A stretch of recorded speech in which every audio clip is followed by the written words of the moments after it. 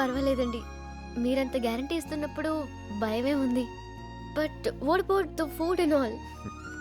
యాక్చువల్గా ఇలాంటి పరిస్థితి వస్తుందనే నేను కొంచెం ప్రిపేర్ అయ్యి వచ్చాను. మీరు నన్ను రోబోట్ అనుకోకపోతే అవన్నీ బయటికి తెస్తాను. భలేవారండి. నేనేదో నార్మల్గా అంటే మీరేంటంటే ఇది సీరియస్గా తీసుకుంటున్నారు. లేదండి, సీరియస్గా తీసుకోబట్టి మీకు ఫోన్ చేయగలిగాను. మీరు చెప్పినట్టే నేను లేనప్పుడు నా చుట్టుపక్కల ఉన్న మిగతా వాళ్ళందరూ ఎలా ఉంటున్నారో గ్రహించాను. యాక్చువల్గా నా ప్రాబ్లం ఏంటో నాకు తెలిసింది. అందరూ నేను కోరుకున్నట్టు ఉండాలనుకోవటం తప్పు అనిపించింది. రూల్స్ అనేవి ఎదుటివాడికి మన మీద గౌరవం కలిగించాలే కానీ ఇబ్బంది కాదని, గౌరవం అనేది మనం ఉన్నప్పుడు ఇచ్చేది కాదు, లేనప్పుడు ఇచ్చేదని తెలుసుకున్నాను. అందుకే అన్ని వదిలేశాను. సారీ అండి, మీరింత తొందరగా మారిపోయే మనిషిని అనుకోలేదు.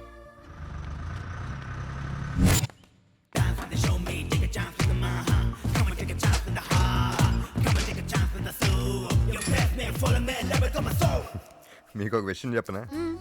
ఫస్ట్లో అసలు లవ్ మ్యారేజ్ చేసుకుందాం అనుకున్నాను. నాకు డ్రీమ్ ఉండేది. నాకు నచ్చిన అమ్మాయి దగ్గరికి ఎల్లో ట్యూలిప్ ఫ్లవర్స్ తీసుకెళ్ళి will you marry mean propose చేద్దాం అనుకునేవాడిని.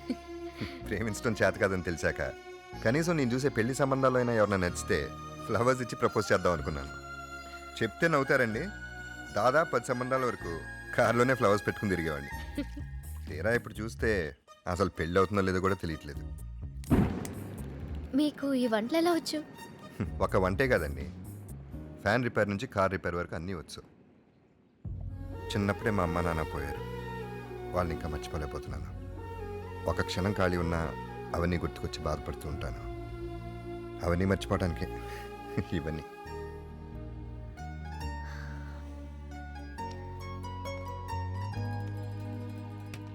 మీరు జరగండి, నేను చేస్తాను. వద్దండి, అయిపోయింది. ప్లీజ్ జరగండి.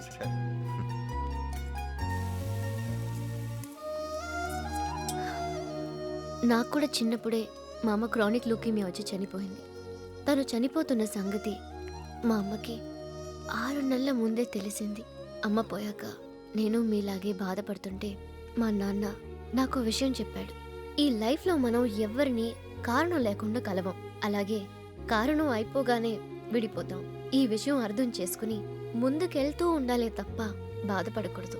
ఎందుకంటే జీవితం ఎప్పటికీ మనం కోరుకున్నట్టుండదు. I should have met you before. మిమ్మల్ని ఇంతకు ముందే ఎందుకు కలవలేదా అనిపిస్తుంది.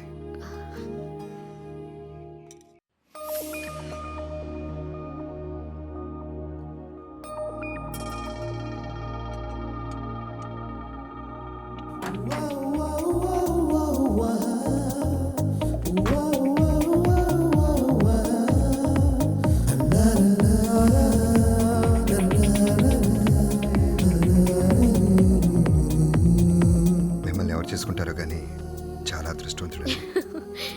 కూర్చోండి. Thank you. వెల్కమ్.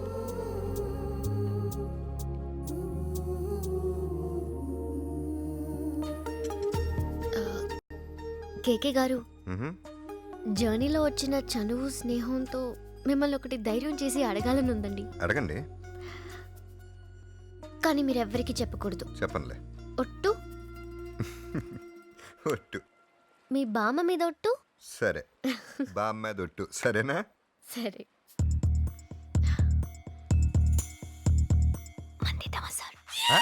ఏం మీరు మందు తాగుతారా? అంటే టీవీలో సినిమాల్లో మగాళ్ళందరూ గ్లాస్ పట్టుకుని స్టైల్ కొడుతుంటే మీరు తాగరని చెప్పొద్దు. వ్యాన్లో నేను బాటిల్స్ చూశాను. అంటే నేను అప్పుడప్పుడు. వీటికి రూల్స్ లేవే. మీన్ వెద్దమా మరి?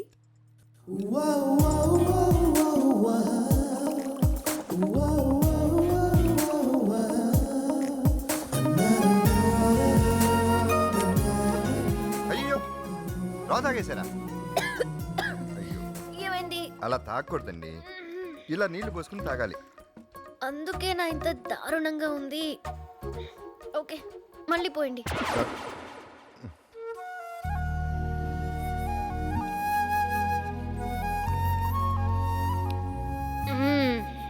మందు చాలా బాగుంది, కానీ రోజు తాగకూడదు. మంచివని మీ మగాళ్ళు లాగేసుకున్నారు. Why bad boys? బాబాయ్, దీన్ని బాగా ఎక్కిసినట్టుంది. సార్, మిమ్మల్ని మొదటిసారి చూసినప్పుడు ఏమనుకున్నానో తెలుసా? చూడ్డానికి ఇంత అందంగా ఉన్నాడు, ఈయనకి పెళ్లి కాకపోవడం ఏంటా అని. పొద్దున్న వ్యాన్ ఎక్కుతూ ఫ్రెండ్స్ అని ఎంత క్యూట్గా అన్నారు తెలుసా? నాకొకటి అర్థమైంది, మీరు పాత సినిమాలో శోభన్ బాబు టైప్. పైకి సీరియస్గా కనిపించే రొమాంటిక్ పర్సన్. లైఫ్ చాలా చిన్నది సార్.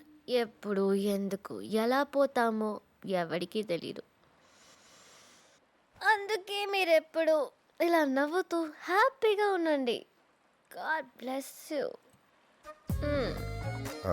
ఇంకా చాలు, వద్దు. ప్లీజ్, చిన్న స్మాల్ స్పూన్ అంత కూడా పోయిను. Please. I said no. Okay, నా వెళ్ళి స్విమ్మింగ్ చేసేస్తా. ఎక్కడికి? నో, ఇంత రాత్రిపూట నేను ఒప్పుకోను. నో సార్, నాకు స్విమ్మింగ్ వచ్చు సార్. నాకు రాదు, ఏమైనా సేవ్ చేయడానికి. Go sit down. Okay, you go sit. No, you go first. Okay. అరే జల్దరా. అరే మీ దూకేతలే. వద్దండి, చాలా నొప్పి. వద్దండి, ఆగండి. నా మాట ప్లీజ్. నన్ను కంట్రోల్ చేయండి. No, listen, you have to. వదలండి. అరే ఓకే, స్లో నెమ్మదిగా రండి.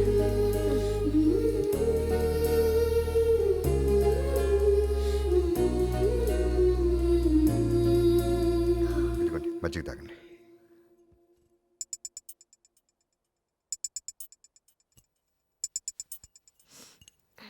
మీరు నాకు ఒక ప్రామిస్ చేయాలి. ఏంటది? లైఫ్లో ఇంకెప్పుడు తాగనని. ప్రామిస్. Good night. కేకే గారు, మిమ్మల్ని ఇంతకు ముందు ఎందుకు కలవలేదా అనిపిస్తుంది. We should have met before.